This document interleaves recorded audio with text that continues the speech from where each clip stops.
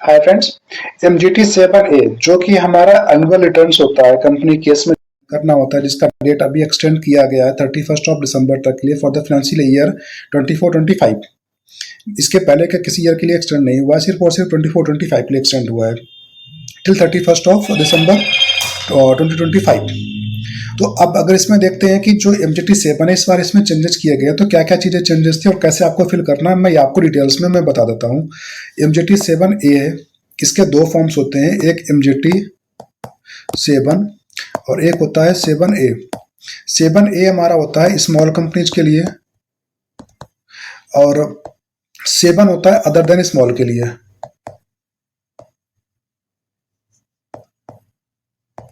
तो आप ये चीज़ ध्यान रखना, अगर आपकी स्मॉल कंपनीज है तो उस केस में फिर आपको अगर आपकी स्मॉल कंपनीज है तो आपको 7A फाइल करना है। अदरवाइज आपकी स्मॉल कंपनी नहीं है तो फिर आपको MGT 7 फाइल करना है। जब भी आप इसमें सिन नंबर डालेंगे तो आपको ऑटोमेटिक बता देगा। और एक चीज़ मैं आपको बता दूं कि जो हमारा फर्स्ट ईयर होता है, फर्स्ट ईयर केस में क्या होता है कि अगर आपका फर्स्ट ईयर है और आपकी स्मॉल कंपनीज की लिमिट से बाहर हो रही है बिकॉज ऑफ टर्नओवर या फिर कैपिटल जो भी चीज़ें हैं, तो उस केस में आप सबसे पहले अपना AOC 4 फाइल करिए। जब वो उसकी पेमेंट हो जाएगी, फॉर्म अप्रूव हो जाएगा, उसके बाद आप MGT 7 पे आएंगे तो आपको 7 एक्सेप्ट कर लेगा। अगर जिनका अभी ड्यूरिंग द ईयर में हमारा स्मॉल कंपनीज से अदर देन स्मॉल कंपनीज में शिफ्ट हुआ है, तो उनके लिए ये चीज़ें आपको ध्यान रखना। पहले आप AOC 4 फाइल करना, क्योंकि AOC 4 हमारा वैसे भी पहले फाइल करना होता है, उसके बाद MGT 7 7A फाइल होता है। तो आप ये चीज़ याद रखिएगा। सिमिलरली अगर मैं आपको इसमें मैं बताऊं, आप यहाँ पे सिन नंबर मेंशन करेंगे तो आपके साथ में ये दोनों डिटेल्स आपको मेंशन करना है। जो चीज़ें चेंजेज आई हुई है, चेंजेस बेसिकली क्या है कि आपको ये चीज़ें पहले नहीं आती थी, जो कि अब हमारी आ गई कि आपका जो एनुअल फाइलिंग कर रहे हैं, आपका ये ओरिजिनल है, रिवाइज्ड है। अगर आपने रिवाइज्ड फाइल करें तो जो आपके इसके पहले का जो आपने फाइल किया था उसका हमारा SRN नंबर क्या है वो आपको यहाँ पे मेंशन करना रहेगा। अगर आपका ये फर्स्ट टाइम है तो कोई दिक्कत नहीं, आप उसको ओरिजिनल करके जा सकते हैं। इसके साथ में यहाँ पे एक डिटेल्स ये भी आई हुई है जो कि नई है, जो कि पहले नहीं आती थी। बेसिकली इसमें अगर मैं बताऊं आपको तो ये पार्ट जो है, एक पार्ट तो ये नया है, क्योंकि अगर आप इसमें देखेंगे तो ये कंपनी का नेम आएगा, ये हमारा ऑटोमेटिक फिल होके आएगा, रजिस्टर्ड एड्रेस आएगा और लैटिट्यूड लॉन्गिट्यूड आपको डालना रहेगा। इसके साथ साथ में अगर आप देखेंगे तो यहाँ पे फोटोग्राफ लगाना है of the registered office of the company showing external building and name prominently visible. तो इसमें बेसिकली क्या है कि आपको मिनिमम 3 फोटो लगानी है। एक तो पूरे की एक्सटर्नल बिल्डिंग का जो भी आपका टोटल बिल्डिंग की फोटो आएगी, जिससे कि हम बिल्डिंग को देख के आइडेंटिफाई कर सके। सेकंड, आपके ऑफिस का जो गेट रहेगा जहाँ पे नेम बोर्ड लगा रहता है, तो आपको नेम बोर्ड के फोटो लगानी है, नेम बोर्ड का पूरे ऑफिस के गेट की फोटो लगानी है, जिससे कि उसका हम आइडेंटिफाई कर सके। थर्ड, आपको इनसाइड ऑफिस की फोटो लगानी है, मिनिमम 3 फोटो लगानी है। एडवाइजेबल है कि आप फोटो जियो टैग अपने क्लाइंट से मंगाइएगा। सारी फोटो हमारे जियो टैग होनी चाहिए, जिस पर डेट आता है, लैटिट्यूड लॉन्गिट्यूड आता है, डेट ऑफ जिस किस टाइम पे क्लिक किया, टाइम स्टैम्प होता है, तो आप वो जिसको यहाँ पे वो फोटो को लगाना है यहाँ पे। और जो उसमें लैटिट्यूड लॉन्गिट्यूड आ रहा है वही आप यहाँ पे मेंशन करना, कोई अदर मत मेंशन कर देना। तो ये चीज़ आप ध्यान रखना कि जब भी आप मेंशन करने के लिए जाओगे तो यहाँ पे जो आपके फोटो में आ रहा है वही डालना। और इसमें एड्रेस है as on date of filing, as on date of financial year ending. अगर आपने FI एंड होने के बाद यानी कि मार्च 25 के बाद आपने अपने कंपनी का एड्रेस चेंज किया है, तो यहाँ पे आपका दूसरा एड्रेस आएगा, यहाँ पे न्यू एड्रेस आएगा। जिस स्टेट पे फाइलिंग कर रहे हैं उस स्टेट पे जो आपका एड्रेस बनता है, जो आपने एड्रेस चेंज किया हुआ है, आपका भी वो एड्रेस आएगा। इसके साथ में यहाँ पे आपका पैन नंबर आएगा, जो कि फिल करने के बाद एडिटेबल उसको हाइड कर दिया जाता है सिक्योरिटी रीजन से।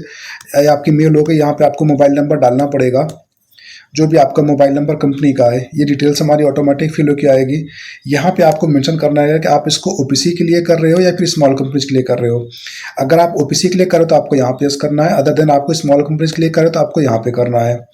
इसके साथ में आपका ये चीज़ें ऑलरेडी फिल होकर आएगा, क्योंकि आपको जब सिन नंबर डालेंगे, सिन नंबर के अकॉर्डिंग से फिलअप कर लेता है। एजीएम अगर हमारा कोई हुआ है, यहाँ पे इन्होंने मेंशन कर दिया। बेसिकली पहले ये चीज़ें बहुत फॉल्ट होती थी कि not applicable in the case of OPC। तो OPC केस में हमारा ये नहीं होता है। अगर आपका अदर देन OPC है तो आप यहाँ पे यस करिए। ड्यू डेट हमारा, क्योंकि ऑलरेडी अभी हमने AOC 4 फॉर्म में डिस्कस किया हुआ था, तो मैंने आपको वहाँ पे बताया था कि ड्यू डेट हमारी क्या होती है और डेट ऑफ AGM क्या होती है। एक्सटेंशन अगर आपको कुछ आया हुआ तो आप उसको यहाँ पे मेंशन करिए। इसके बाद यहाँ पे हमारा आता है principal nature of business activity. हमने AOC 4 में भी हमने एक कोड डाला हुआ था, जो आपने एओसी 4 में कोड डाला हुआ था, उसी कोड के मैचिंग में आपका ये भी होना चाहिए। ऐसा नहीं कि वहाँ पे आपने एक जगह पे आप टेलीकम्युनिकेशन, इट मीन्स कि आप मैन्युफैक्चरिंग दिखा रहे हैं, सेकंड जगह पे आप उसका आईटी प्रोफेशनल दिखा रहे हैं, कुछ और भी दिखा रहे हैं, समथिंग लाइक दैट। तो ऐसा नहीं होना चाहिए। आपका जो दोनों ही कैटेगरी है ये मैच करनी चाहिए, और आप इसको फिल करने के टाइम पे ध्यान से देख के फिल करना। आपकी जो भी आपकी जॉइंट वेंचर एसोसिएट्स अगर आपकी है तो उसकी डिटेल्स यहाँ पे आपको फिल करनी है। सिमिलरली आपका जो कैपिटल है, यहाँ पे हमारा ऑथराइज कैपिटल की बात करेंगे, ये इशूड है हमारा, ये सब्सक्राइब्ड है, ये पेड अप है, तो आप यहाँ पे इसको नंबर मेंशन करेंगे। बेसिकली ये डिटेल्स आपके जो है, ये वाला पार्ट है, ये आपका ऑटो फिलअप होके आएगा। आपके इसके नीचे एक हमारा फॉर्म दिया जाता है, ये इसमें आप ऑथराइज फिलअप करेंगे, और इसके साथ में आप पेड अप, सब्सक्राइब और ये सारे फिलअप करेंगे। यहाँ पे कितने रुपए का हमारा शेयर है वो फिलअप करेंगे, तो ये हमारे डिटेल्स फिल होके आ जाएगी। क्लास ऑफ शेयर में यहाँ पे डालना होता है कि हमारा क्लास क्या है, इसका इक्विटी है या फिर हमारा प्रेफरेंस है, क्या चीज़ है, उसको यहाँ पे मेंशन करना होता है। तो आप ये चीज़ ध्यान रखना, आप इसको मेंशन जरूर करना। इसके साथ में अगर आपका कोई प्रेफरेंस शेयर है तो आप उसको यहाँ पर डिटेल्स दीजिए, अगर नहीं है तो छोड़ दीजिए इसको। फिर इसके साथ में आप यहाँ पे देखेंगे कि अगर हमारा कोई भी सच ओपीसी के केस में एप्लीकेबल नहीं होता है। ब्रेकअप और पेड अप कैपिटल क्या है हमारा, ओपीसी केस में एप्लीकेबल नहीं रहता, क्योंकि ओपीसी में सिंगल पर्सन हमारा शेयर होल्ड करता है।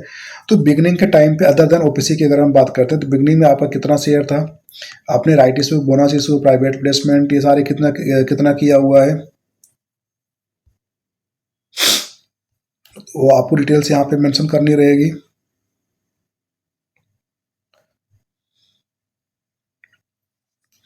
और अगर आपका कोई भी इंक्रीज हुआ है हमारा, ये इसके लिए है, और हमारा ईसॉप है, कन्वर्जन है, ये इसके लिए कुछ भी चीज़ें हमारी है तो उसको आपको यहाँ पे फिल करना है। प्रेफरेंस शेयर के लिए एक अलग से कॉलम दिया होता है, अगर आपका कोई प्रेफरेंस शेयर है तो आप उसको यहाँ पे डिटेल्स कर सकते हैं, कोई हमारा इंक्रीज हुआ है या फिर कोई डिक्रीज हुआ है, दोनों के लिए। तो आप इसको यहाँ पे फिल करना। अगर हमारा कोई शेयर ट्रांसफ़र हुआ है तो यहाँ पे आपको टिक नहीं करना है, आपको डिटेल्स फिल करनी है, कितने नंबर ऑफ ट्रांसफर्स हैं। आप ये ध्यान रखना कि यहाँ पे आपसे नंबर ऑफ ट्रांजेक्शन पूछे जाते हैं, नंबर ऑफ ट्रांसफर पूछे जाते हैं, एक है, दो है, तीन है, जितने भी आपके हैं आपको यहाँ पे रिपोर्ट देना है। उससे करस्पॉन्डिंग आपको एक एक्सेल शीट निकल के आएगी, आपको उस एक्सेल शीट में आपको डेट वाइज फिल करना है कि आपने कितना शेयर आपने ट्रांसफ़र किया हुआ है, किसको ट्रांसफ़र हुआ था। तो आप ये चीज़ ध्यान रखना कि जब भी आप इसको करना तो आपको यहाँ पे एक एक्सेल की शीट आएगी, उसकी उसकी उसको आपको फिलअप करना रहेगा।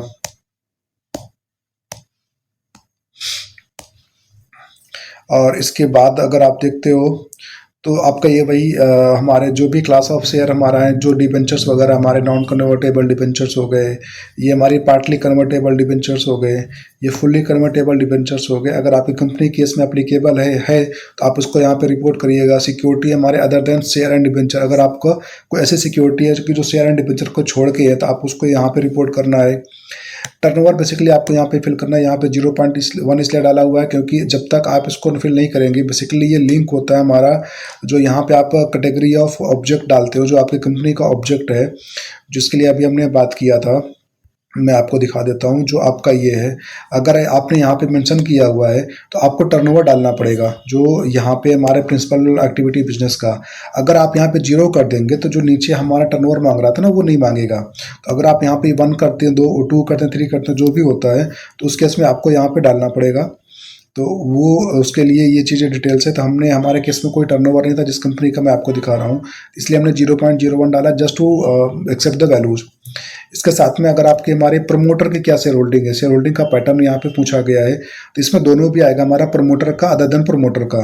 तो प्रमोटर में हमारे कितने कितने इंडियन है, एनआरआई कितने हैं, फॉरेनर कितने हैं, गवर्नमेंट में कितने हैं, और ये हमारा प्रॉपर आएगा इक्विटी के हिसाब से, प्रेफरेंस के हिसाब से। अगर आपका प्रेफरेंस है तो आपको यहाँ पे मेंशन करना है, और अगर प्रेफरेंस नहीं है तो उसको नहीं मेंशन करना है।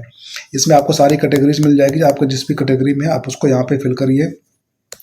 ये हमारा अदर देन प्रोमोटर्स के लिए है। अगर आप अदर देन प्रोमोटर्स की अगर कोई भी शेयर होल्ड कर रहे हैं जो कि हमारा प्रोमोटर नहीं है, तो उसकी डिटेल्स हमारी यहाँ पे आएगी, और उसके करस्पॉन्डिंग नंबर्स भी आते हैं। अगर हम पिछले हमने जो प्रोमोटर की हमने बात किया था, तो टोटल कितने हमारे प्रोमोटर हैं, तो यहाँ पे आपको नंबर फिल करना रहेगा। अदर देन प्रोमोटर में आप यहाँ पे इसको फिल करिए। अदर देन प्रोमोटर के केस में भी आपको यहाँ पे एक नंबर डालना रहेगा कि आपके कितने नंबर है। अगर यहाँ पे कोई वैल्यू है तो आपको यहाँ पे डालना है, अदरवाइज फिर ये हमारा ऑटो पॉपुलेट होकर आएगा। ये आपको डालना है कि आपको जो शेयर होल्डर है, प्रोमोटर अदर देन प्रोमोटर, दोनों को मिला के फीमेल कितने हैं, मेल कितने हैं, ट्रांसजेंडर कितने हैं, अदर देन इंडिविजुअल्स कितने हैं।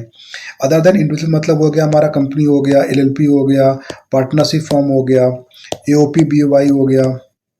तो ये सारे जो भी हमारे हैं ये आपके अदर देन इंडिविजुअल में काउंट होंगे। तो आप अगर आपके केस में कोई ऐसा है तो आप इसको यहाँ पे फिल कर सकते हैं, आपको ये डिटेल देना रहेगा। यहाँ पे भी आपको डिटेल फिल करना रहेगा कि हमारे प्रोमोटर की स्टार्टिंग में कितने थे और एंडिंग में कितने हैं, हमारे मेंबर अदर देन प्रोमोटर कितने स्टार्टिंग में थे, कितने एंडिंग में है, ये आपको डिटेल्स देना है। डिवेंचर्स के लिए भी सिमिलरली आपको देना है। ये मेंबर हमारी मीटिंग्स हमारी किसके कौन सी हमारी मीटिंग हुई है ये उसके लिए डालना है। तो हमारी किसकी कितनी मीटिंग्स हमारी हुई है, बेसिकली ये आपको डालना रहता है कि 1। यहाँ पे हमारा आएगा AGM। अगर आपका मेंबर्स की मैं बात करता हूँ, एटलीस्ट 1 अगर आपका सब्सिक्वेंटली फाइल करें तो आपको यहाँ पे AGM की डेट डालनी रहेगी और इसके करस्पॉन्डिंग आपके सारी वैल्यूज को आएगा। यहाँ पे आपने कितने बोर्ड मीटिंग किए हुए हैं, यहाँ पे नंबर डालेंगे, यहाँ पे आपको उसके नंबर्स डालने रहेंगे और यहाँ पे कितने हमारे डायरेक्टर्स ने कितनों ने अटेंड किया हुआ है, करस्पॉन्डिंग हमारे कितना उसका अटेंडेंस बन रहा था, ये चीज़ें हमारी डिटेल्स आएगी। इसके साथ साथ में जो भी हमारे अटेंडेंस ऑफ डायरेक्टर्स हमारे यहाँ पे डिन नंबर डालेंगे, नाम हमारा प्रीफिल होके आएगा, इन्होंने कितनी मीटिंग के इंटाइटल थे और कितना अटेंड किया हुआ है, plus AGM whether attended AGM held on this, ये आपकी ऑटो पॉपुलेटेड आएगी जो आपने ऊपर AGM की डेट डाला हुआ है। तो अगर उन्होंने AGM अटेंड किया हो तो आपको यहाँ पे यस करना है, अदरवाइज फिर आपको नो करना रहेगा। अगर आपने कोई रेमुनरेशन पेमेंट किया हुआ है तो आपको यहाँ पे यस करना है, अगर नहीं पेमेंट किया हुआ है तो आप उसको फिर नो कर यहाँ पर टिक कर दीजिए नील के लिए, उसके बाद आगे आपको डिटेल्स नहीं मांगेगा। और इसके साथ में हमारा कंप्लायंस हुआ है, अगर आपको नो करते हैं तो आपको यहाँ पे रिपोर्ट देनी रहेगी, अदरवाइज आपको कोई रिपोर्ट नहीं देनी है। कोई पनिशमेंट अगर हमारा है तो यहाँ पे डालना है, कोई कंपाउंडिंग ऑफ ऑफेंस किया हुआ तो यहाँ पे आपको मेंशन करना है। जो लिस्ट ऑफ हमारे number of share holder, number of debenture holders होते हैं, ये आपको एक्सेल में मिलेगा। अगर आप यहाँ पे जो भी नंबर डालेंगे, नंबर डालने के बाद यहाँ पे एक पॉपुलेट होके आएगा, आपको एक्सेल फिलअप करना रहेगा। एक्सेल में जाएंगे तो आपको वहाँ पे जितने भी आपके शेयर होल्डर्स हैं, उनकी क्या कैटेगरी है, उनके फोलियो नंबर क्या है, आपको आप ये ध्यान रखना, प्रॉपर सारी डिटेल्स आती है अलॉन्ग विथ कि आपके उनके आइडेंटिफिकेशन नंबर्स क्या है, लाइक आपके पैन नंबर आपको देना है या फिर आधार नंबर देना है, कोई ना कोई आपके पास एक डॉक्यूमेंट्स होना चाहिए, पैन, आधार, पासपोर्ट, कुछ भी कोई एक डॉक्यूमेंट्स होना चाहिए जिसका वहाँ पे डिटेल्स फिल किया जाएगा। तो यूजुअली पैन नंबर देना होता है। List of share holder, list of debenture holder हमारा यहाँ पे अटैच करना है, जो आपका अभी यहाँ पे एक्सेल शीट निकल के आई थी तो वो सीट ही आपको यहाँ पे बेसिकली अटैच करना है, यहाँ पे आपको अटैच करना है। ये ऑप्शनल अटैचमेंट है। पहले अगर आपको याद हो तो list of director, list of share holder हमारा अटैचमेंट जाती थी, just for the safer side हमने इसको यहाँ पे अटैच किया हुआ है। ऐसा कोई मैंडेटरी नहीं है, बट आपको एडवाइजेबल है कि आप इसको अटैच कर सकते हो। इसके साथ में आपको यहाँ पे डिन नंबर डालेंगे डायरेक्टर का, ये नाम हमारा ऑटोमेटिक पॉपुलेट होकर आएगा। सिमिलरली आप एक कौन सा ऐसा रजिस्ट्रेशन पास हुआ था जहाँ से आप इसको ऑथराइज साइन करने के लिए ऑथराइज हुए हैं, साइन करेगा हमारा डायरेक्टर, उसका यहाँ पे डिन नंबर रहेगा।